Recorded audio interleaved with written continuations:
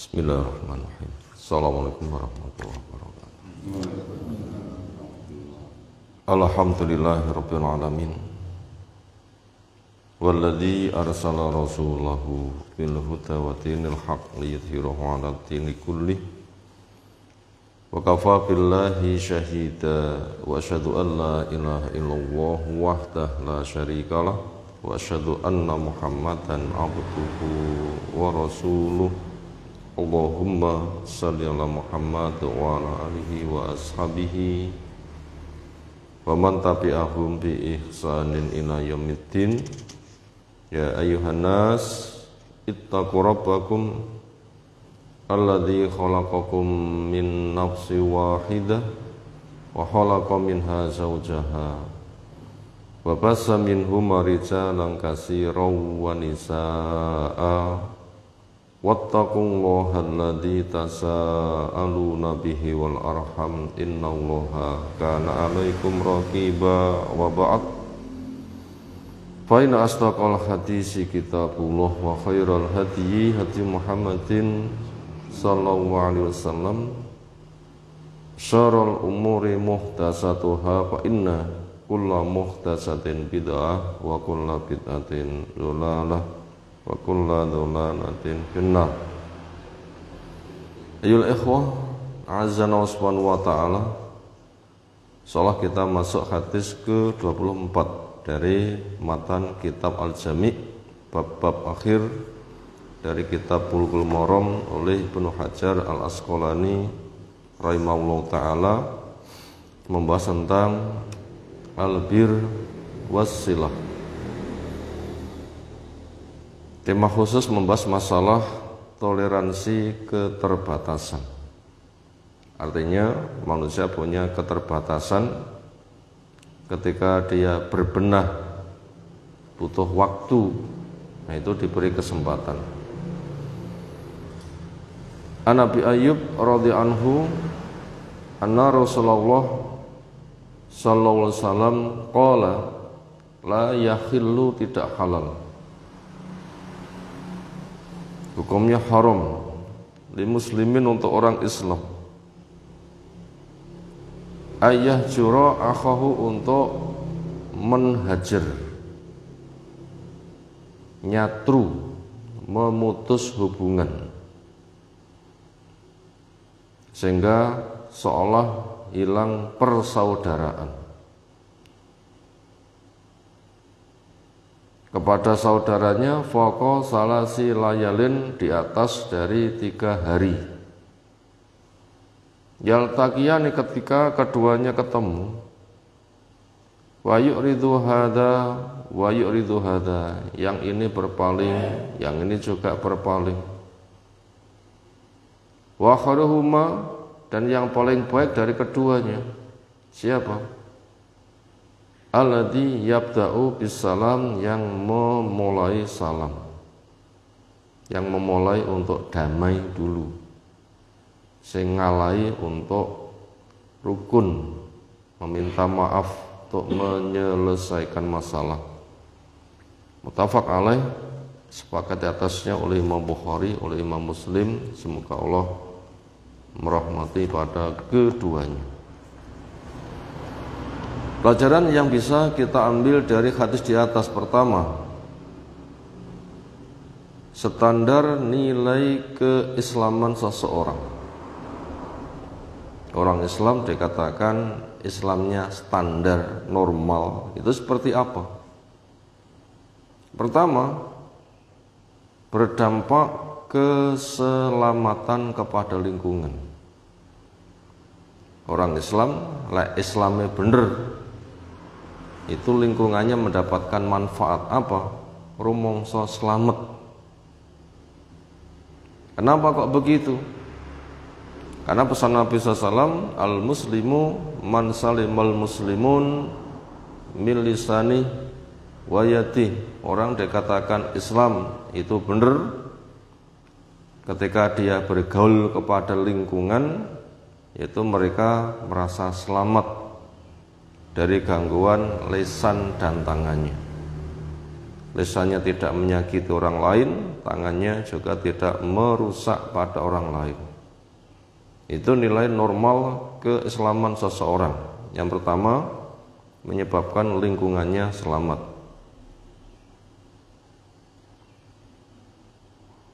Kemudian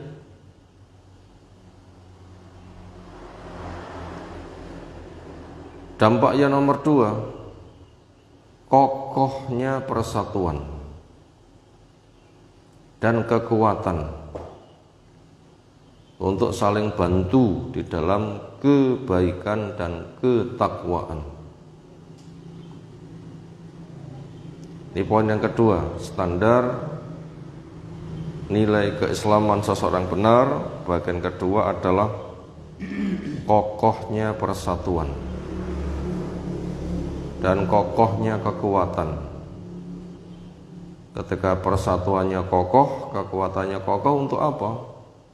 Untuk saling tolong, untuk ta'awun alal birri wat taqwa, supaya bisa bekerja sama mewujudkan kebaikan dan ketakwaan. Tanggung bareng, pikul bareng, saling bantu untuk mewujudkan, sehingga tidak saling jegal satu dengan yang lain. Itu tadi pelajaran yang pertama tentang standar kebenaran keislaman seseorang. Setidaknya ada 2 nilai standar. Yang pertama, lingkungannya selamat. Yang kedua, ketika sudah lingkungannya selamat, akhirnya persatuannya kokoh dan kuat. Fungsinya untuk apa? Fungsinya untuk saling tolong di dalam kebaikan dan ketakwaan. Dan itu pembahasannya luas. Pelajaran nomor 2, setiap orang punya keterbatasan. Setiap pribadi bisa terjangkit penyakit jahiliyah. Setiap insan ada rasa hasad, sehingga resikonya orang lain bisa menjadi korban kedzalimannya, sehingga perseteruan tidak bisa dihindari. Persatuannya juga akan terancam, bisa berantakan, dan itu bisa dikatakan sebagai pencukur, bukan mencukur rambut, tetapi mencukur agama. Ini pelajaran nomor 2 dari hadis di atas. Kita ulang pelajaran nomor 2, setiap orang punya keterbatasan. Sepertinya siapapun faham, si A punya keterbatasan, si B punya keterbatasan. Gitulah manusia.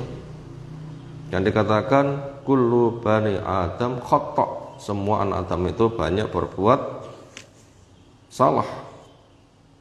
Setiap pribadi bisa terjangkit penyakit jahiliyah. Ini bukan sebatas kita. Sahabat saja pun sudah dikatakan, innaka imru'un fika jahiliyah. Kamu pribadi Islam pada dirimu ternyata juga masih kejangkitan penyakit jahiliyah. Kasusnya apa? Kasusnya ketika dia punya masalah kepada orang lain, ternyata ada pihak yang disangkutkan, di mana orang itu bersifat pribadi. Dasar kamu anak anu, nah, senada dengan itu. Nah, orang tuanya gak ada kasus, kenapa disangkut-sangkutkan? Nah, ternyata orang yang ngomong dasar kamu anak anu, berarti pada diri orang yang tadi kena penyakit jahiliyah. Dan siapapun itu sering terjadi yang seperti itu ketika marah-marah. Sehingga dengan begitu juga nggak bisa lepas dari penyakit hasad. Podo-podo miskin ini mungkin masih rukun, tapi ketika salah satunya sudah mulai sukses, dia merasa kalah. Dan memang penyakit hasad itu merupakan bawaan, gak bisa ngempet, gak bisa mengelola. Akhirnya hubungan jadi renggang, malah kasak kusuk, tuduhan sana sini. karena nggak suka orang lain mendapatkan kesuksesan. Itu siapapun bisa terjadi. Bahkan di antara sesama dai pun juga bisa saling jegal seperti itu. Bisa. Kenapa? Itu manusia. Sehingga apabila orang sudah seperti itu, punya keterbatasan, kejangkitan pada dirinya sifat jaliyah, ada hasad, orang lain bisa menjadi korban kezalimannya. Sehingga perseteruan tidak bisa dihindari. Persatuannya menjadi terancam, bisa berantakan. Bila dibiarkan, yang kayak begitu menjadi pencukur, yaitu perusak agamanya. Itu sering terjadi. Sampai kasus suami istri ketika belum menikah seolah itu super dicintai, gak betah kapan segera menikah, seolah akan dibangun serba senyum. Tapi kenyataannya nikah 5 hari tengkar, 1 bulan bisa ranjang, 2 bulan ke pengadilan. Nah macam-macam. Ya jenenge manusia, siapapun itu bisa mengalami.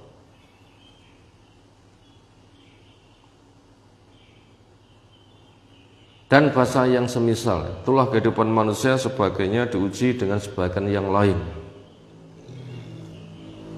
Lalu pelajaran ketiga, karena bahayanya perseteruan, maka orang yang menjadi pendamai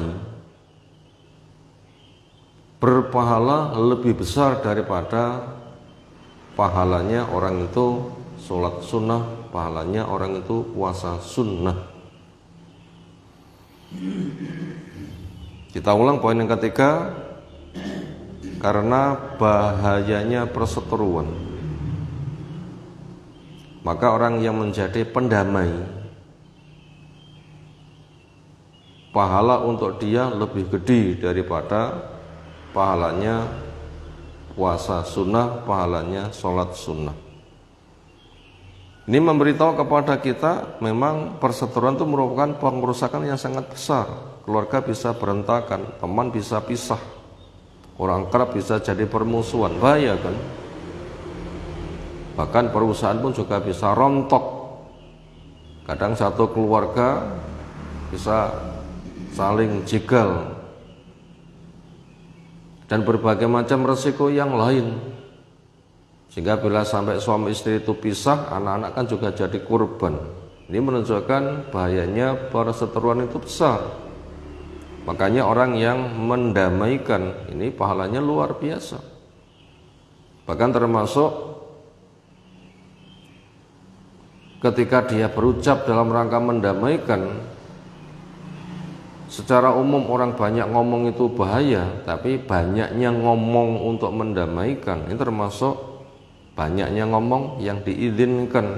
Yang Allah firmankan, la khaira fi katsirin min najwahum illa man amara bi shadaqatin aw ma'rufin aw islahim bainan nas. Gak ada baiknya orang memperbanyak ngomong, kecuali memperbanyak ngomong untuk menganjurkan yang ma'ruf, menganjurkan orang supaya banyak bersedekah, mendamaikan pihak yang bertikai. Nah, silahkan banyak ngomong. Kenapa? Karena penting sekali.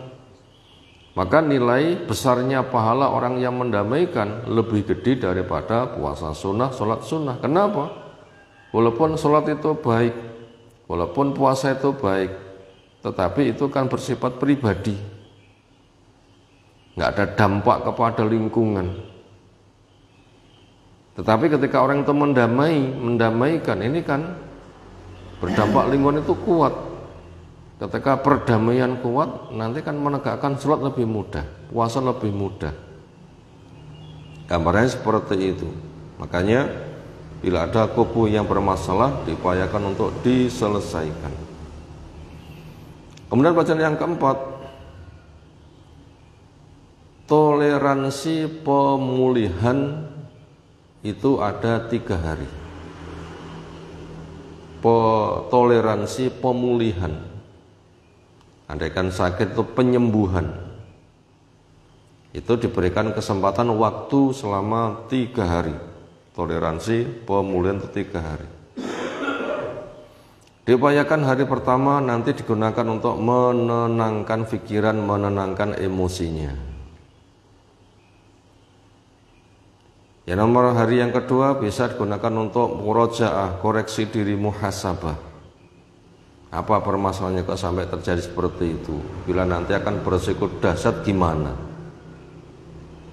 Kemudian hari yang ketiga disusun alasan-alasan untuk mencari penyelesaian. Dan orang yang menyampaikan salam ngaruh, ini merupakan cara yang paling dimuliakan. Yang terbaik dari dua kubu sing ngaruh dhisik. Kita butuh tahu kenapa sesuatu itu kok ada waktu. Karena memang tersusunnya sesuatu itu memang melewati proses. Manusia itu bukan Allah. Allah itu kalau punya kehendak cukup mengatakan kun. Innama amruhu idza arada syai'an ayyaqula lahu kun fayakun. Urusan Allah ketika mengendaki sesuatu, Allah hanya mengatakan kun. Allah enggak butuh waktu. Karena Allah itu tidak ada keterbatasannya. Adapun kenapa diciptakan langit bumi dan macam-macam itu kok 6 hari?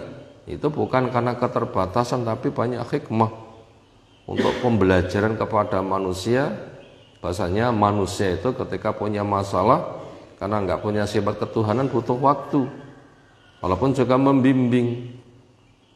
Maknanya seperti itu. Karena orang nenun pun juga sehelai demi sehelai, dari tidak suka kepada suka juga berproses, dari benci untuk kembali kepada suka lagi itu juga butuh proses. Nah, supaya tidak berkepanjangan, karena siapapun itu penyelesaiannya butuh proses.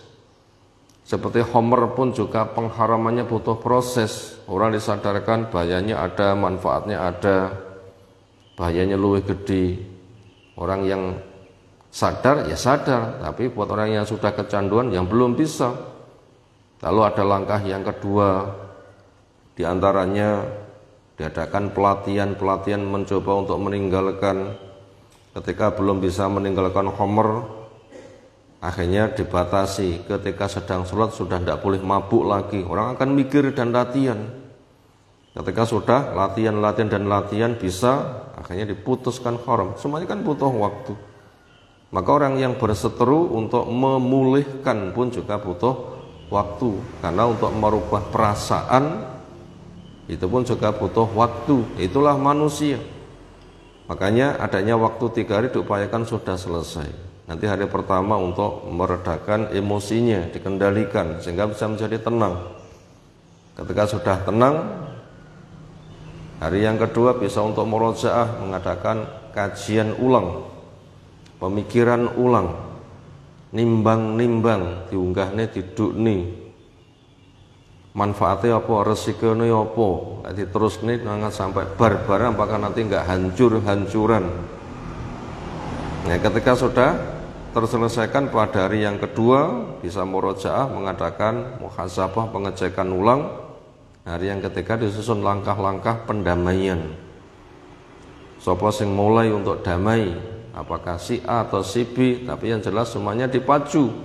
Orang yang paling baik adalah yang mulai ngaruh dhisik, yang akur duluan, yang berusaha untuk menyelesaikan masalah. Itu dari pribadi atau pihak yang mengantarkan, yang jelas didorong-dorong. Orang yang paling baik adalah yang berusaha untuk menyelesaikan masalah.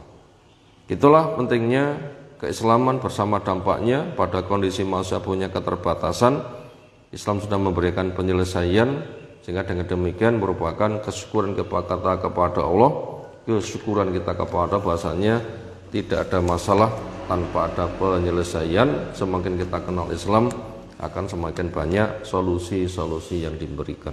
Insyaallah hadis yang lain kita kaji menyusul. Subhanakallahumma bihamdika asyhadu an la ilaha illa anta astaghfiruka wa atubu ilaik. Assalamualaikum warahmatullahi wabarakatuh.